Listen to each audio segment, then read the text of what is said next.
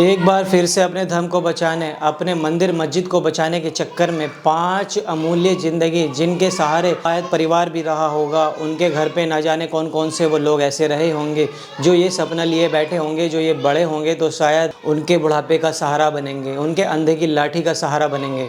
लेकिन उससे पहले ही ये पक्ष और विपक्ष की राजनीति ने उनकी ज़िंदगियां ले ली। उन महत्वपूर्ण 5 लोगों की वहाँ पर मौत हो गई। इनको मौत कहना संभव नहीं होगा, इनको हत्या कहना ही संभव होगा। इन 5 लोगों ने अपनी ज़िंदगी कैसे गंवाई, आखिर संभल की जामा मस्जिद को लेकर क्या विवाद है, ये कैसे विवाद उत्पन्न हुआ, कौन है वो शख्स जिसने ये कोर्ट में एक याचिका दाखिल की, हरिहर मंदिर होने का दावा किया और अचानक से कोर्ट ने भी बिना कुछ सोचे समझे, बिना दूसरे पक्ष को सुने सर्वे की इजाज़त दे दी। दरअसल ये घटना 19 नवंबर को शुरू हुई। उस दिन ज्ञानवापी में एक नाम चर्चित था, विष्णु शंकर जैन। ये सीनियर एडवोकेट हैं। इस दौरान ये हिंदू पक्ष के वकील भी थे ज्ञानवापी को लेकर। अब एक बार फिर से इन्होंने संभल की एक अदालत में एक याचिका दाखिल की।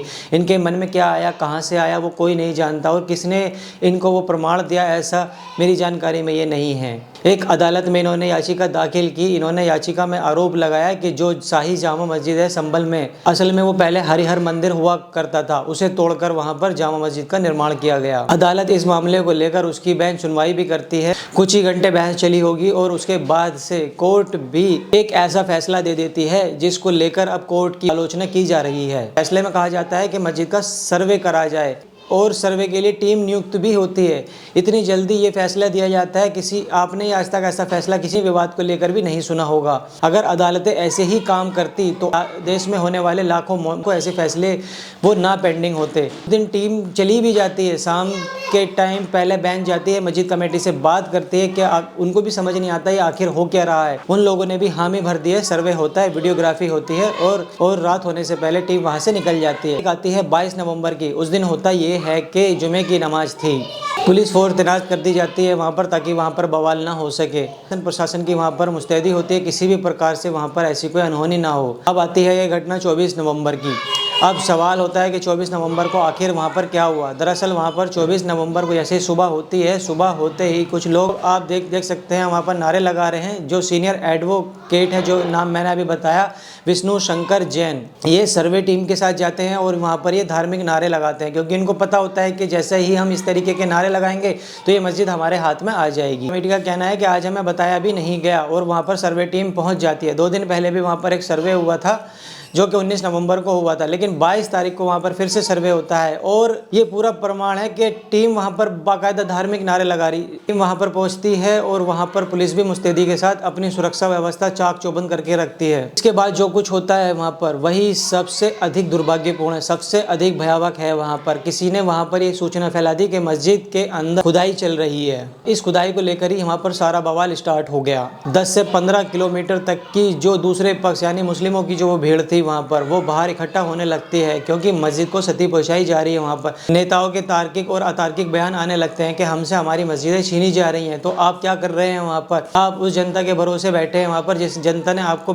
जिताकर संसद भेजा, जिसने आपको जिताकर विधान परिषद में भेजा, जिसने आपको विधानसभा में भेजा, ये काम तो आपका होना चाहिए, ना कि उस भीड़ का जिनके बच्चे अगले दिन की कमाई के लिए निकलते हैं, अगले दिन रोजी रोटी के लिए निकलते हैं। उन्हीं बच्चों को आप निशाना बनाते हो और कहते हो कि आ जाओ भीड़ में और यहाँ पर बवाल काटो। तो ये आपके सांसद विधायक बनने से क्या फायदा है यहाँ पर।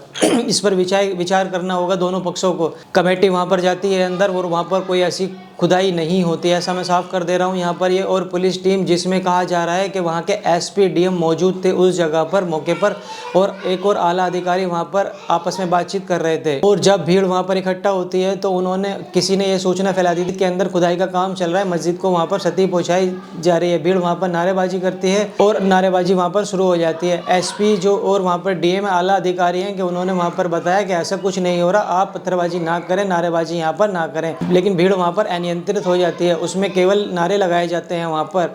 और जब भीड़ भ्रमित हो जाती है वहाँ पर, इसके बाद जो जामा मस्जिद की कमेटी के वकील थे उनसे कहा जाता है कि आप भीड़ को नियंत्रित कराइए, आप इन लोगों को समझाइए कि ऐसा यहाँ पर कुछ नहीं हो रहा है। वो लोग भी वहाँ पर जाते हैं और भीड़ को समझाते हैं। जो पत्थरबाजी हो रही है, नारेबाजी हो रही है, उस चीज़ को वहाँ पर कहा जाता है। मस्जिद कमेटी के जो पक्ष हैं उन्होंने भी कहा है कि आप यहाँ शांत शांत हो जाइए, ऐसा यहाँ पर कुछ नहीं हो रहा है। अब एक एसपी हैं जो वहाँ पर कह रहे हैं कि नेताओं के चक्कर में अपना भविष्य यहाँ पर बर्बाद ना करें, वो लोगों को समझा रहे हैं, लेकिन वहाँ पर भीड़ अनियंत्रित हो जाती है। लेकिन इसको भी हम नज़रअंदाज नहीं कर सकते। लेकिन उसमें पुलिस वाले ये हैं, पुलिस वाले दूसरे पक्ष को सामने से गाली भी दे रहे हैं, और ये पुलिस वाले हमारे और आपकी सुरक्षा के लिए होते हैं। अगर आप इनको देखेंगे तो ये सुरक्षा नहीं कर रहे हैं। तो ये क्या कर रहे हैं, इन्होंने मुस्लिम पक्ष की तरफ से जो नारेबाजी हो रही थी, उस नारेबाजी को बंद कराने के लिए इनका फर्ज उस दौरान यही रहता है कि इनसे जो कहा गया है वो उसको वहाँ पर संभाले, और उन्हीं पर वहाँ पर पत्थर बरसाए जाते हैं। तो इस बीच खबर यह है कि 6 पुलिस वाले भी वहाँ पर घायल हो चुके थे। लेकिन उस जब भीड़ को अनियंत्रित करने के लिए पुलिस ने वहाँ पर आंसू गैस के गोले भी छोड़े,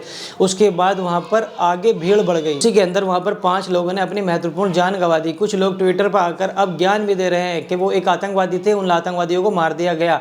कुछ ही दिन पहले एक खबर आई थी कि बहराइच के अंदर जो दंगा हुआ था, वहाँ पर एक गोपाल मिश्रा नामक व्यक्ति एक मुस्लिम परिवार के घर के ऊपर चढ़कर उसका धार्मिक झंडा था, उसको झंडे को उतारता है और उसकी रेलिंग भी तोड़ देता है और वहाँ पर अपना धार्मिक झंडा लगाता है। तो ये सब जो होता है वो नेताओं के चक्कर में आके होता है, चाहे वो विपक्ष के नेता हो चाहे वो पक्ष के नेता हो। अब यहाँ पर भी यही हुआ, यहाँ पर भी नेताओं के चक्कर में आकर बवाल हुआ, और लोगों का आरोप है कि पुलिस ने डायरेक्ट उनको गोली मारी। जबकि पुलिस को जो आदेश होता है वो ये होता है कि अगर आपको भीड़ को अनियंत्रित करना है तो पहले आप लाठीचार्ज करें। अगर आप भीड़ को लाठीचार्ज से नियंत्रित नहीं कर पा रहे हैं तो आपको अधिकार होता है दूसरे नंबर का, वो आप आंसू गैस के गोले छोड़े। अगर उससे भी भीड़ नियंत्रित नहीं होता है और माहौल ज़्यादा ही बिगड़ जाता है आंसू गैस के गोले से, तो वाटर कैनन का इस्तेमाल किया जाता है, यानी कि पानी की बौछार का इस्तेमाल किया जाता है।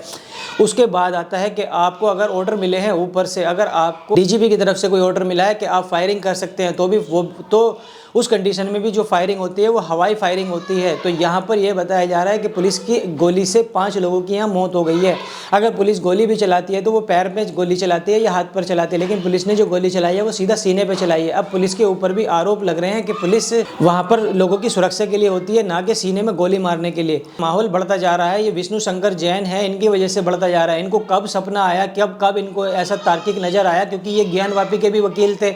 अब इनको रात को या तो सपना आया है या इन्होंने कुछ ऐसा प्रमाण निकाला है कि ये सीधे जाते हैं और कोर्ट में याचिका फाइल कर देते हैं। कोर्ट ने भी केवल 4 घंटे की सुनवाई के बाद ऐसा फैसला दे दिया। जो दूसरा पक्ष है, जिसकी वो धार्मिक मस्जिद है, जिसको बताया जा रहा है कि 300 साल से भी ज़्यादा पुरानी मस्जिद है। 1526 में अगर बाबर वहाँ आया था, 1526 और 1530 के बीच में वो मस्जिद बनाई गई थी, तो उस मस्जिद को 600 साल हो गए। तो 600 साल के बाद में जो वकील हैं विष्णु शंकर जैन, इनको एक ख्वाब आता है कि वहाँ पर मंदिर था, और ये जाकर कोर्ट में याचिका फाइल कर देते हैं। और कोर्ट भी केवल 4 घंटे की सुनवाई के लिए आदेश देता है, क्योंकि देश के अंदर यही माहौल बनाया जा रहा है। लगातार इसी तरीके का माहौल बनाया जा रहा है, क्योंकि ना तो कोई शिक्षा की बात करता है, ना कोई रोजगार की बात करता है, ना कोई डेवलपमेंट की बात करता है। लेकिन जो बात चलती है वो सिर्फ यही चलती है कि आज यहाँ पर मंदिर था, कल यहाँ पर मस्जिद थी, यहाँ पर गुरुद्वारा था। इसी तरीके की बातें चल रही हैं। लोगों को धर्म की आड़ में, धर्म के नाम पर उनको भड़काया जा रहा है, उनको केवल धर्म के नाम पर ही धकेला जा रहा है। कोई शिक्षा की बात नहीं कर रहा है, कोई व्यापार की। यहाँ पर वकील साहब को कैसे ये तार्किक समझ आया, उनके पास क्या पुराण थे 600 साल पुराने, के वो कोर्ट में जाते हैं और कोर्ट भी 4 घंटे के अंदर फैसला सुना देता है कि जाइए आप वहाँ पर वीडियोग्राफी कीजिए। दूसरे पक्ष को इसके बारे में कोई जानकारी नहीं दी जाती। तो इसी को लेकर वहाँ पर बवाल हुआ और 5 लोगों की वहाँ पर जान चली गई। कुछ लोग अब ट्विटर पर आकर ज्ञान भी दे रहे हैं कि एक ये आतंकवादी था, ये पुलिस पर पत्थरबाजी कर रहा था और उस पुलिस ने उसको 72 हुरों के पास पहुंचा दिया। मैं उन लोगों से पूछना चाहता हूँ कि उन लोगों का क्या जमीर मर चुका है? बिल्कुल। अगर वो पत्थरबाजी कर रहा था तो हमारे देश के अंदर कानून है, हमारे देश के अंदर कानून है, उसको उसके हिसाब से उसको सजा दी जाए। अगर आप गोली चला रहे हैं वहाँ पर तो आप पैर में गोली मार सकते हैं। वो किसी का भाई, किसी का बेटा, किसी का पति भी हो सकता था कि इसके सीने में आपने गोली मारी। ले जो ट्विटर पे बैठे हैं लिबरल लोग जो बैठे हैं, ये कहते हैं कि सही हुआ, क्योंकि वहाँ पर क्या है, दूसरा पक्ष है, वहाँ पर मुस्लिम पक्ष है। कुछ लोग आकर अब ज्ञान भी देंगे, मेरी वीडियो पर कुछ लोग आकर ज्ञान देंगे कि ये भी हो सकता है, ये जिहादी होगा। ये आज के टाइम में देश के अंदर चल रहा है। ये एक माहौल बिगाड़ने की कोशिश की जा रही है। और इस माहौल को कौन बिगाड़ रहा है, कौन नहीं बिगाड़ रहा है, क्योंकि अगर आप कोई कोर्ट की सुनवाई कर रहे हैं तो आपको दूसरे पक्ष के लोगों को भी सुनना चाहिए कि उनका क्या तार्किक है। आपने एक पक्ष की, आपने एक याचिका को सुना और आपने फैसला सुना दिया, इसी की वजह से वहां पर माहौल बिगड़ा। तो मैं आशा करता हूं प्रशासन से कि प्रशासन वहां पर शांति बनाए रखे, मुस्तैदी से वहां पर शांति बनाए रखे और आने वाले दिनों में ऐसा कोई भी वहां पर दंगा ना हो जो अभी हुआ है, क्योंकि जो जान होती है वो एक बार चली जाएगी तो दोबारा नहीं आएगी। किसी का भाई, किसी का बेटे थे वो, जिनकी वो जान चली गई है। वहां पर शांति व्यवस्था बनाई रहनी चाहिए।